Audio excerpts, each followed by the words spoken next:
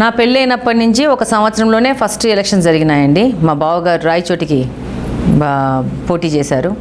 ఆ ఎలక్షన్లోనే నేను క్యాంపెయినింగ్ చేశాను. ఇంకా అక్కడ రీపోలింగ్ జరిగితే నేను బూత్ ఏజెంట్గా కూడా కూర్చున్న సందర్భం అది.